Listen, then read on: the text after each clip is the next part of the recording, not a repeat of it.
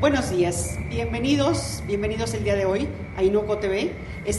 Vamos a tener un programa maravilloso que a ustedes les va a encantar, les va a parecer muy interesante, es algo que no hemos tenido nunca y precisamente porque tenemos como invitado el día de hoy al doctor Víctor Villalobos Arámbula. Él es director general del ICA. El ICA es el Instituto Interamericano de Cooperación para la Agricultura y en ocasión precisamente del seminario internacional de gestión de la innovación en el sector agroalimentario es que estamos platicando el día de hoy con él. Entonces vamos a hablar precisamente de innovación y vamos a hablar de gestión de la innovación en el sector agrícola. Nos da mucho gusto precisamente darle la bienvenida al doctor. Un placer, buenos días, doctor. Buenos días y buenos días a su auditorio también. Muchísimas gracias, muchísimas gracias. Estar aquí. Y me da mucho gusto preguntarle precisamente, es el primer seminario que se ha realizado aquí en la ciudad de Guadalajara, bueno, precisamente primer seminario claro. En México. Sí, no solamente eso, sino que es muy importante señalar que hemos venido trabajando por algunos años para tratar de conjuntar una red Exacto. que nos permita traer las capacidades de los diferentes países, obviamente en el sector agropecuario, y a través de esta red poder identificar aquellos beneficios en el sector agropecuario que finalmente le puedan llegar a los productores. Exacto. Entonces las experiencias existen. Las posibilidades de acceder a ellas son limitadas y la red que hemos constituido el día de ayer nos va a permitir fundamentalmente facilitar ese acceso. Y claro. bueno, hoy tenemos un seminario donde tenemos gente del primer nivel Exacto. que está discutiendo sobre casualmente este tema de innovación para la agricultura. Sobre este tema. Y yo precisamente esto quise traerlo justamente como introducción sí. para decirles qué es el ICA. Porque está realizando precisamente el ICA este seminario sí. en coordinación con Zagarpa, etcétera. Así es. Pero el ICA es una institución que tiene cerca de 70 años. Así es. Y es el brazo, digamos, agrícola, o el brazo encargado del tema agrícola o agropecuario en la OEA, en la Organización de Estados Americanos. ¿Por qué no nos platica un poquito acerca de la labor que realiza sí. el ICA para que nuestros televidentes se den cuenta de la importancia justamente de este evento? Claro, qué bueno que lo pregunta. Bueno, primero partiría de señalar y compartir con la audiencia de que el ICA, el Instituto Interamericano de Cooperación para la Agricultura, efectivamente tiene casi 70 años de existencia. Exacto. O sea que es una institución que se creó inclusive antes de la OEA misma. Su razón de ser y su origen se da en el 1942 porque a iniciativa de ciertos líderes, en este caso el vicepresidente de la Agricultura, vicepresidente de Estados Unidos, consideró muy importante que hubiera en el continente americano una institución que permitiera la cooperación técnica, que facilitara el conocimiento, el acceso al conocimiento en la cooperación agrícola. Y eso fue la base fundamental a través de la cual se crea el IICA. Se crea en Costa Rica, en San José, su capital, en Costa Rica, porque se consideró que era un país más o menos equidistante, podríamos decir, dentro del propio continente, y con el tiempo los países se fueron sumando. Hoy día el IICA es una institución hemisférica del sistema interamericano, pertenece a la OEA, tiene 34 países miembros, o sea, todos los países socios de la OEA son sí. a su vez socios del IICA, y particularmente nuestra institución tiene oficinas en cada uno de los 34 países, oficinas que tienen una unidad sí. de capacidad técnica, una unidad de respuesta.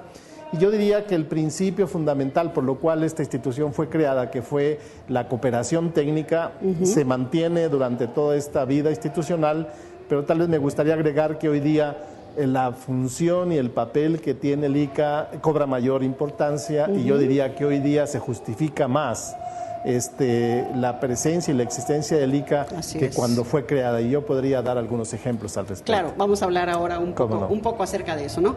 Pero precisamente para que ustedes se den cuenta de la importancia justamente del evento que tenemos el día de hoy, porque está el ICA detrás y por la existencia del ICA de tantos años, ¿no? Y como decía, precisamente hablando de la importancia del ICA el día de hoy. Tiene, nada más déjeme preguntarle un poquito otra cosa acerca del ICA.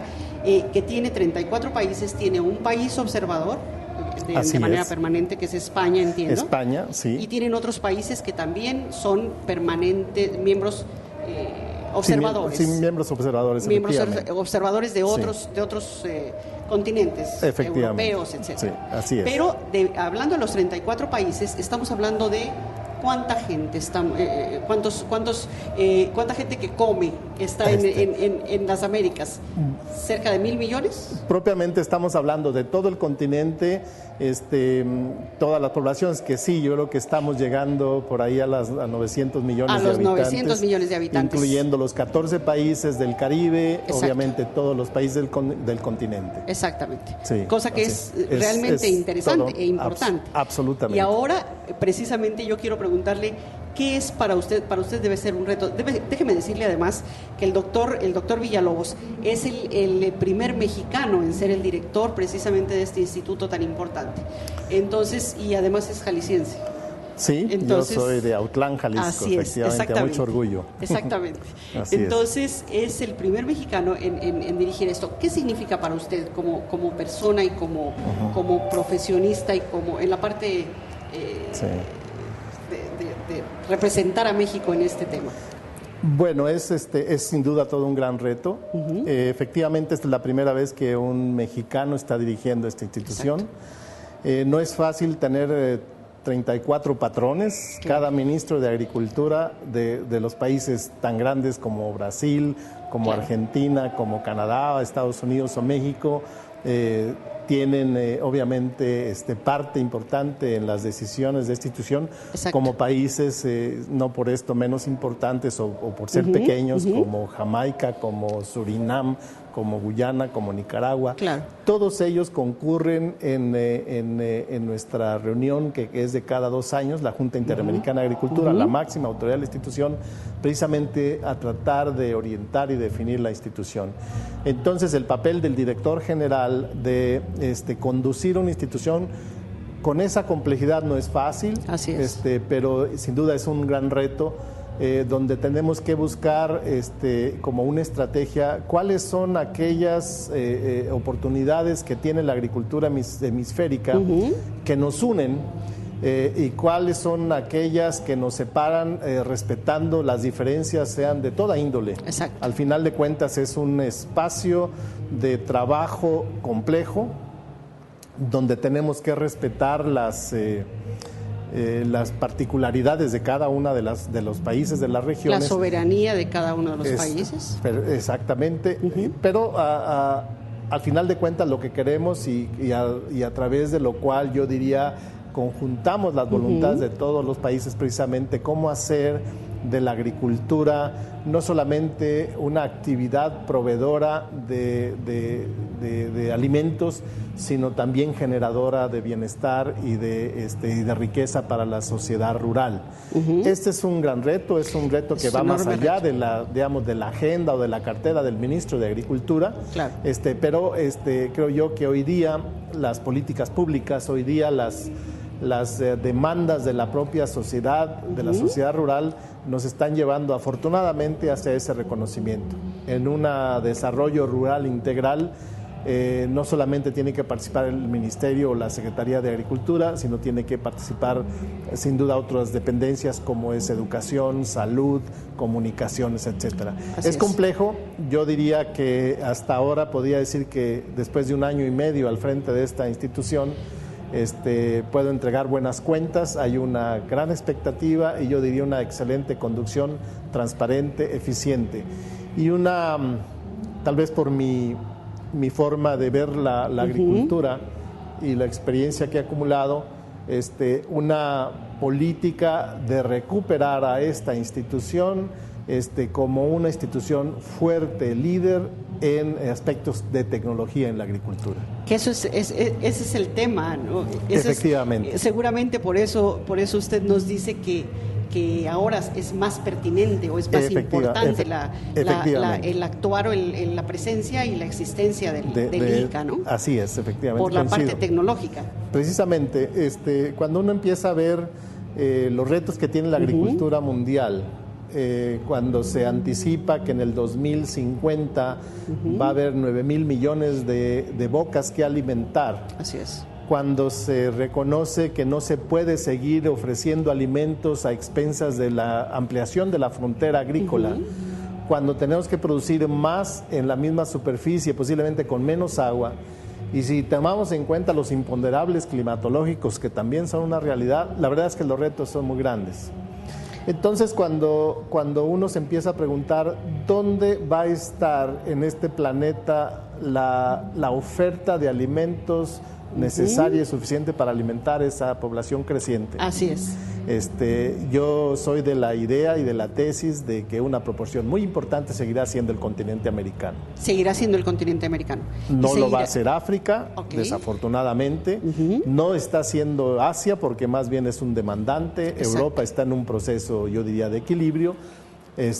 Oceanía es otra potencialidad, pero como tal no está todavía siendo una oferta real en los próximos décadas. De modo que yo creo que en resumidas cuentas lo que tendremos que estar ambicionando es verdaderamente adoptar el reto con inteligencia, con mucha asistencia tecnológica, a asumir el reto de alimentar el resto de la humanidad en una proporción importante. ¿Es a eso a lo que usted le llama la nueva revolución agrícola? Efectivamente, estamos en la frontera de una nueva forma de hacer agricultura y hay elementos muy claros, algunos positivos, otros completamente fuera del control de la ciencia y de la humanidad. ¿Los productos genéticamente modificados es una parte de ellos? Efectivamente, es una parte de ellos y que cada vez van a estar mucho más presentes en la oferta de commodities, en la oferta de productos agropecuarios, y esto se va a ir dando en la medida en que las medidas o las prácticas de bioseguridad vayan confirmando, demostrando que efectivamente son más los beneficios que los potenciales riesgos. Exacto. Hoy día yo podría decir en un resumen, después de 15 años de que estos productos se han comercializado, a ciencia cierta que no hay un solo caso donde pudiéramos pensar que ha habido algún efecto en la salud humana, por ejemplo. Sin embargo, sí está hoy día empezándose a reconocer toda su contribución en el impacto ambiental, la reducción de pesticidas, la eliminación de agroquímicos en los mantos acuíferos, el beneficio económico para los productores, en fin, hay una serie de ventajas, pero yo quisiera dejar en claro que no es la solución única. En realidad, en esta compleja situación, lo que tenemos que pensar es que tenemos que hablar de tecnologías apropiadas, cuando en realidad no estamos hablando de las tecnologías de frontera, de punta, sino las más adecuadas para las condiciones específicas, donde lo que hoy día ofrece el conocimiento del agrónomo, el conocimiento del sector, es válido y seguirá siendo válido. Y es ahí donde el ICA participa y entiendo, digamos, coordina algunos esfuerzos. Efectivamente. Y difunde o comunica al resto de América Efectivamente, Latina. Imagínese usted 70 años de experiencia con presencia real con la productividad de cada uno de los países. Es enorme. Con toda esa diversidad de agriculturas, de formas de hacer, no solamente entre países, sino dentro de los países mismos, y donde tenemos en este continente las agriculturas más avanzadas del mundo, pero también las más tradicionalistas, menos productivas. Todo ese acervo de conocimiento es el activo, uno de los activos más importantes del instituto, de modo tal de que si a algún país o alguna comunidad se le ocurre hoy día experimentar alguna tecnología o algún cultivo, lo más probable que eso ya haya ocurrido en el tiempo en algún otro país. Entonces el ICA es el facilitador, es el instrumento a través del cual se facilita ese acceso a la innovación, ese acceso al conocimiento, se acompaña con asistencia técnica, porque tenemos grupos de técnicos muy bien preparados, de calibre internacional, y entonces lo que hacemos es asistir a los productores a través de los ministerios de Agricultura. A través de los ministerios, que déjeme decirle a usted que nos está viendo en el país, en México se conocen como secretarías, Secretaría de Agricultura. En México es la Secretaría de Agricultura, Zagarpa. Exactamente. La mejor conocida como Zagarpa. Así En México, a través de Zagarpa, es que se bajan todos esos conocimientos para proyectos especiales, me imagino, para programas especiales. Así es. Específicos. Claro. La forma en que el ICA asiste a los países a través de las secretarías o de los ministerios está en función de la demanda, obviamente, que las propias secretarías o dependencias están haciendo. Cuando uno analiza, digamos, el abanico de demandas que pueda tener, la verdad que una institución, aun con toda esa experiencia, sigue siendo una institución limitada para poder responder a toda la diversidad de conocimiento y de demandas que puedan tener todos sus países miembros. De modo tal de que hemos venido trabajando con los propios ministros, secretarios de Agricultura para acotar el papel que una institución como esta puede tener. Entonces, hoy día, a través de nuestro plan estratégico de mediano plazo, hemos identificado 6 áreas a través de las cuales todos los países van a requerir asistencia. Y en función pequeños, de esas, medianos y de todo grandes, tamaño. Efectivamente. Yo rápidamente le diría, primero es productividad. Necesitamos irremediablemente incrementar los rendimientos. Así es. Segundo es agronegocios. No podemos incrementar los rendimientos si no tenemos mercados a donde asistir. Así es. Agronegocios implica obviamente toda la cadena de valor, implica tecnología, implica manejo post cosecha, una serie de cosas. El tercero son las sanidades. Con toda esta globalización no puede uno exportar productos si no toma en cuenta las restricciones sanitarias, fito y zoosanitarias que tienen los países. Así es. El cuarto es un componente importante que es el desarrollo rural con este enfoque territorial que le decimos, donde, insisto, no es responsabilidad únicamente del ministro o el secretario de Agricultura el desarrollo de la sociedad rural o la mejora de sus condiciones, sino que depende de una interacción de otras secretarías, otras dependencias. Estos 4 grandes programas son cruzados transversalmente con otros 2, que sin duda usted estará de acuerdo. Uno de ellos es la seguridad alimentaria. Esto es, ¿cómo hacemos factible o posible que todos los humanos en este planeta coman y cumplan con sus necesidades mínimas, sanos y en las cantidades adecuadas? Ese es uno de los temas transversales. Y el segundo, igualmente importante, es el cambio climático, que no podemos ignorar, que es una realidad y cuyos efectos hoy día estamos viendo permanentemente en las noticias. Y la biotecnología, estos 6 ejes son, estos 6 puntos principales o programas son los que ustedes tienen como fundamentales. Esa es la matriz donde estamos trabajando. Si hay una solicitud de algún país en un tema fuera de asistimos, apoyamos, pero nunca lo hemos de hacer, ni lo podríamos hacer con la fuerza y la capacidad que pudiéramos tener en estos donde hemos concentrado toda la mayoría de nuestra capacidad. Claro. Esto debe ser algo muy complejo, pero debe ser muy enriquecedor, justamente sin duda. Por la experiencia y la gran diversidad que tienen. Efectivamente. Y además de que como usted bien menciona, tenemos todo el continente y tenemos todos los climas y tenemos todas las estaciones del año y todas las condiciones climatológicas y todas las condiciones sociales. Que esto es verdaderamente complicado, ¿no? Porque ahora creo que también, y entiendo que también a esto se dirige, digamos, toda esta acción a precisamente el bienestar de la población rural o de los productores. Así es. Que cada vez además están abandonando el campo, etcétera. Y eso creo que es más preocupante, ¿no? La razón de este foro, por ejemplo, es y parte de reconocer que no existe una institución en el mundo que pueda abrogarse o que pueda asumir la responsabilidad de resolver estos problemas en forma absoluta. Claro. Entonces, una estrategia de la administración a mi cargo ha sido capitalizar la experiencia de los países a través de redes. Como le decía, es muy probable que algo que se le ocurra a una institución o a un investigador o a un secretario o ministro en algún país, es muy probable que eso ya se haya experimentado en otra parte, ya no digamos del continente, del mundo. Claro. Entonces la institución tiene que jugar ese papel, claro. tiene que jugar ese papel de asistencia, pero sigue siendo limitado. Entonces, ¿cómo conjuntar las capacidades más allá de la capacidad misma de la institución? Entonces se crea esta red. Se crea esta red con un objetivo fundamental.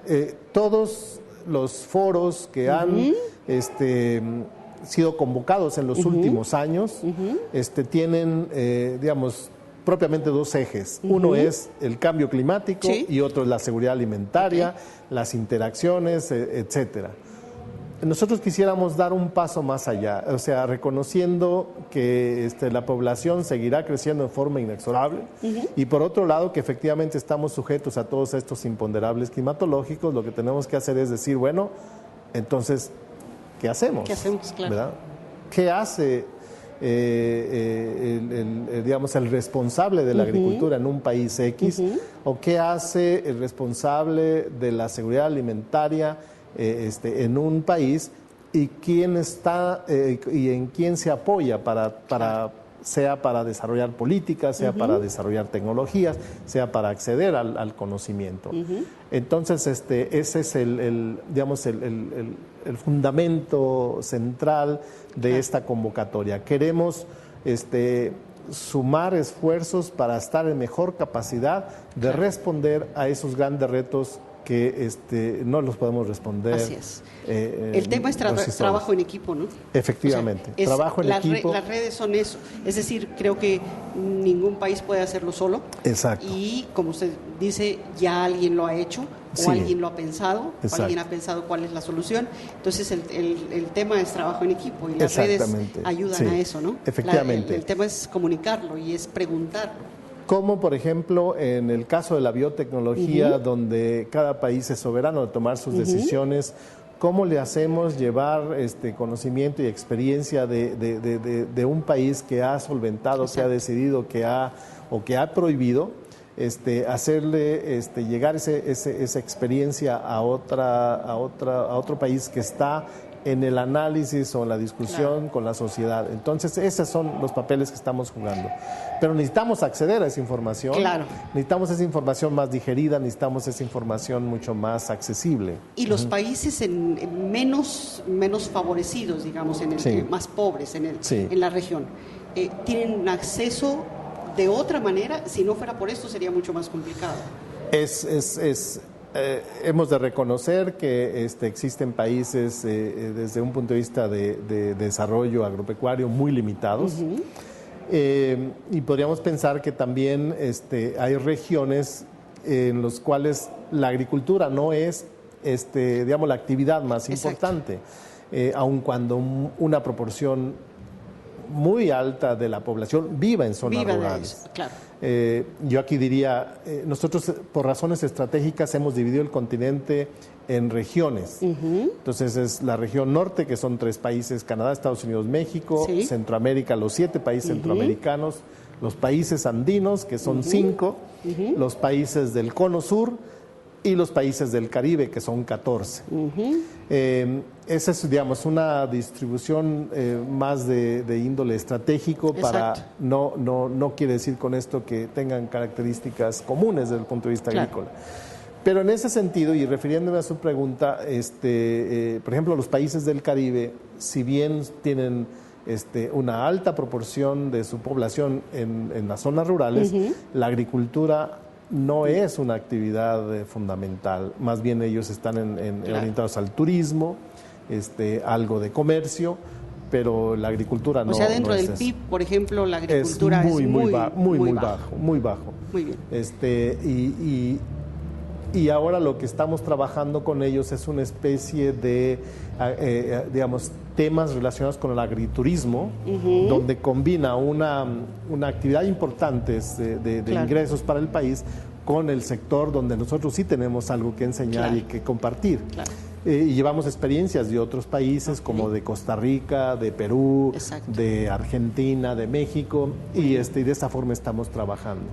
pero también son países que requieren comer y que requieren obviamente producir. La importación de productos es cara. Entonces nosotros estamos gradualmente acompañando a los ministerios de Agricultura a desarrollar capacidades tecnológicas, modernas, efectivas, eficientes, intensivas, y está saliendo, yo diría bien. Estamos llevando experiencias de cultivos en invernaderos, o sea, pequeñas superficies, pero altamente productivas. Agricultura protegida, Efectivamente. que no necesariamente la única solución es en la tierra, ¿no? Exactamente, exactamente. Puede ser hidroponía o puede ser sistemas hidropónicos, pueden ser otra. Sistemas de invernaderos, en fin. Y ahí es donde la biotecnología, donde usted es el especialista, juega un papel imagino importante. Que juega un papel importantísimo, ¿no? Yo tengo una desviación en mi carrera y bueno, tengo que reconocer que siendo un tema fascinante, claro. Sin duda es una herramienta que va a servir cada vez más para la seguridad alimentaria. Yo creo que es la herramienta que va a servir, Diríamos que va a ser muy, muy importante. O desde su punto de vista, yo creo que hay alguna otra solución viable, digamos. Yo creo que hay que ir, bueno, primero reconocer que el continente americano es un continente extremadamente rico en recursos genéticos. La gran diversidad de plantas, de animales, de microorganismos que existe, está ahí y ha estado ahí, ha sido utilizado, no muy eficientemente, y no porque no haya el interés, sino simplemente porque no teníamos las tecnologías. Hoy día tenemos un abanico de tecnologías tan poderosas que nos va a hacer cada vez más fácil usar todo ese acervo genético que está. Y por eso yo soy optimista respecto al futuro de la agricultura, y por eso yo soy de la idea, junto con otras personas que soportan y que apoyan esta visión, de que el continente americano sí tiene un futuro muy importante en la actividad agropecuaria, vista, insisto, no como una proveedora de materias primas, claro, como una generadora de bienestar, exacto, de riqueza. Exacto. Y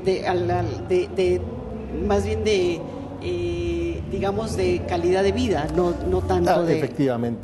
De insumos o de benefactores solamente porque sí. No, efectivamente, tenemos que ver. Hay problemas muy serios, claro, que yo no consideraría problemas coyunturales, porque sí tienen pues un asidero, sí tienen una razón de ser estructural, como es la migración, claro, como es el abandono de las tierras, como es la pobreza, claro, como es también la falta de esperanza y expectativas de los jóvenes. Así es. Cuando un joven ve su futuro en lo que hizo su papá o su abuelo, pues es la primera invitación para salir de la parcela y irse a la ciudad. Falta de esperanza. Exactamente. Claro. ¿Y qué es lo que estaba dejando el campo? Ese campo improductivo está dejando a la mujer para hacer la agricultura, para cuidar a los ancianos, para cuidar a los niños, mientras estos crecen para abandonar. Entonces, ¿cómo revertir eso?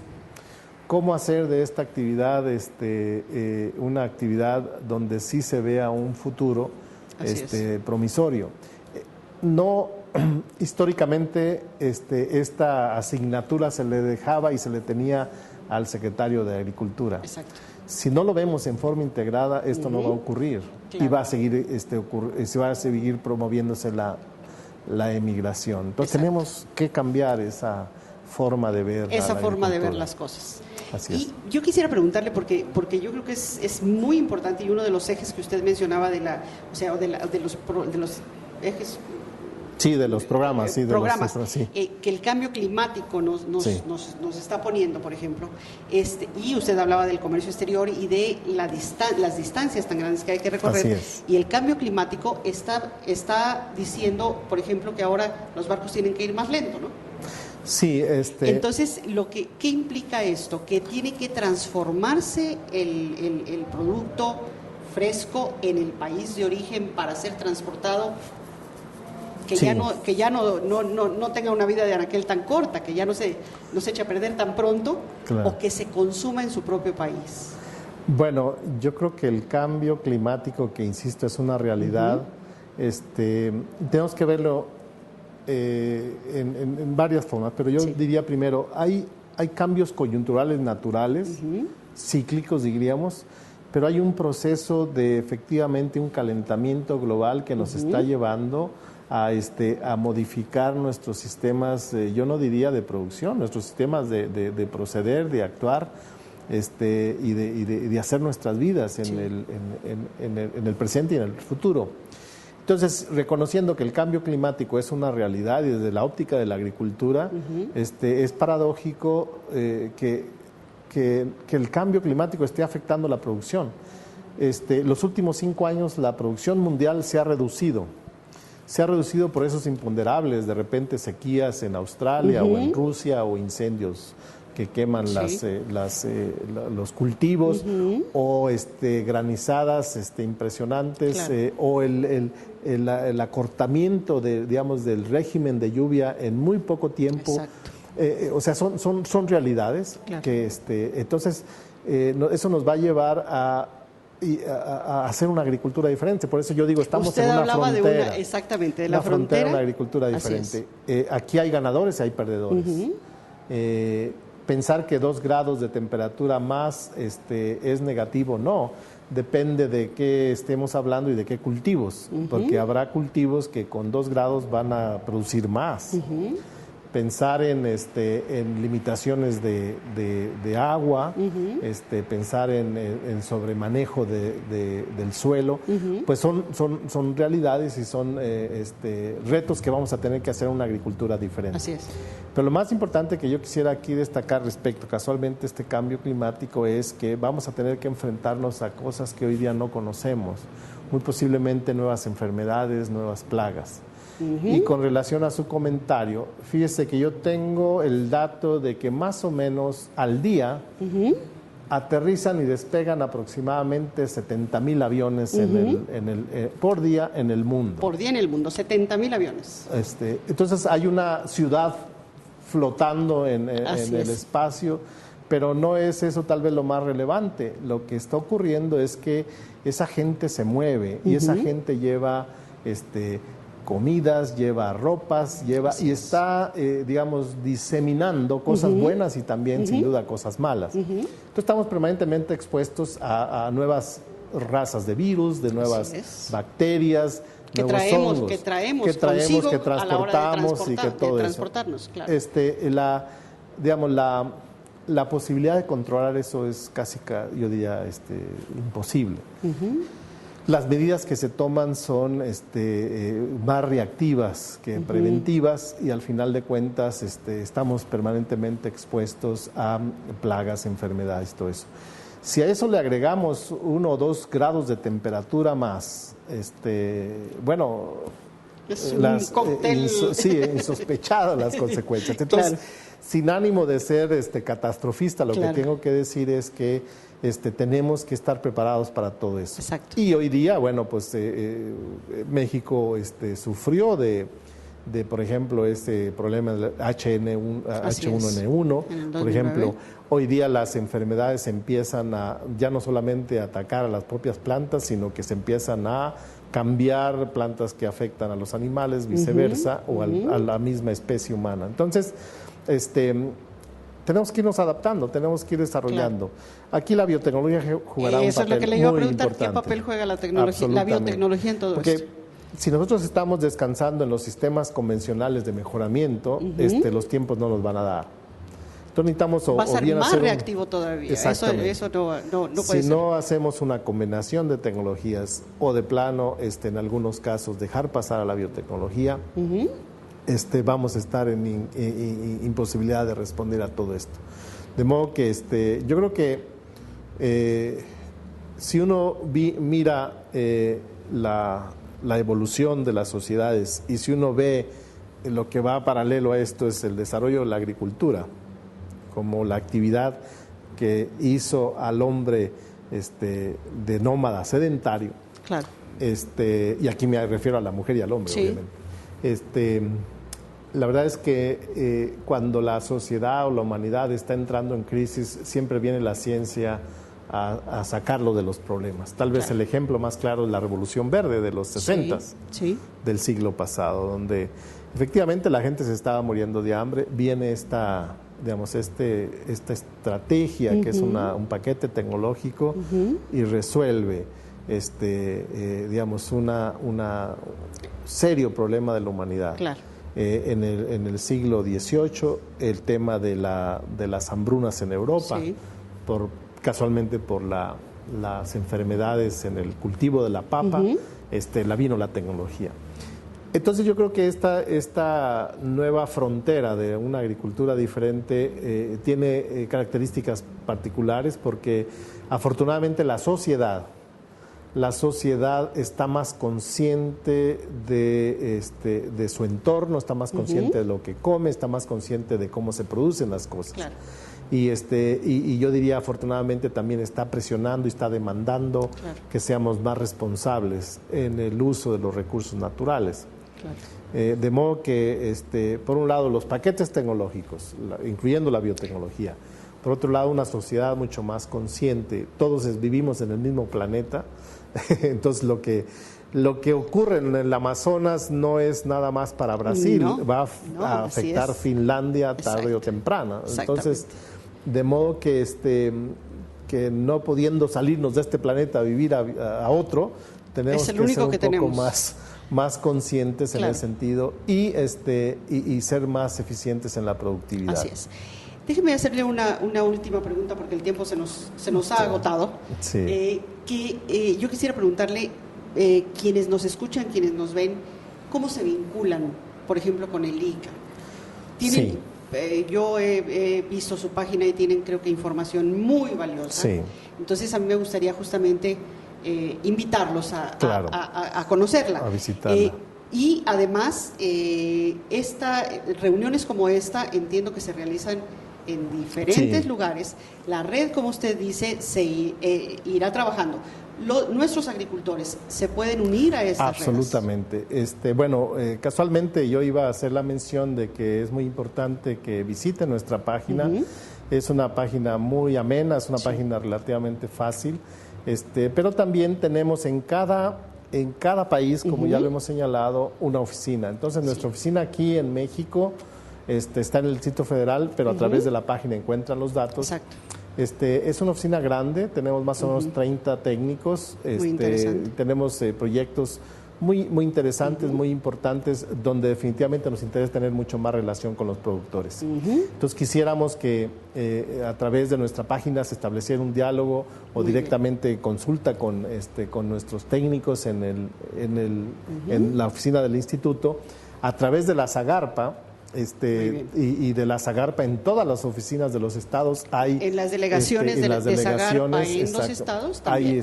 Hay acceso precisamente al ICA. Yo quisiera invitarlos a que nos conozcan más, a que vean nuestras potencialidades y obviamente nuestras deficiencias también. Pero sin duda el interés es único. Es hacer más grande la red, me imagino. Así es, efectivamente. Las universidades, por supuesto, tienen un papel muy importante. Yo le comento, ahorita estamos afortunadamente contando con técnicos mexicanos que están trabajando en Paraguay, están trabajando en Haití en una forma muy importante, en algunos países del Caribe, en Perú. Igual tenemos técnicos de otros países trabajando en México. Entonces, eso es bienvenidos. globalización. Eso es efectivamente. Porque al final lo que queremos es aprovechar y capitalizar la experiencia de los técnicos que tienen experiencias muy importantes. Lo que se haya hecho bien en otro lugar, hay que llevarlo. Hay que conocerlo y hay que llevarlo a donde, efectivamente. Entonces la invitación es real, es permanente, es sincera y bueno, bienvenidos. Pues le agradecemos, doctor. Lástima que el tiempo se va volando. Ojalá tuviéramos oportunidad pronto de tener nuevamente una charla con ustedes para poder precisamente dar a conocer todo esto, ¿no? Tan importante. Claro. ¿Cómo no? Y creo que de biotecnología usted nos puede hablar muchísimo. Con mucho gusto. Entonces, y bueno, deseamos todo el éxito, por supuesto, a todas estas sesiones, a este seminario.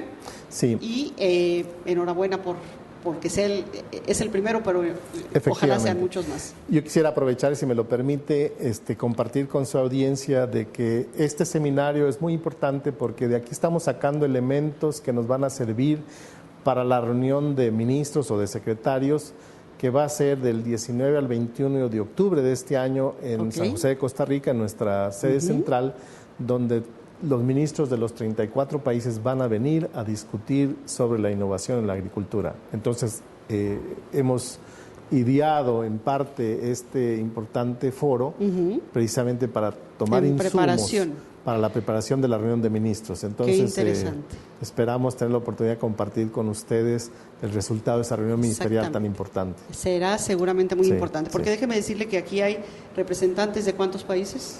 Aquí hay 13 países, pero tenemos conectados por videoconferencia otros 13, 14 países, incluyendo países de Europa.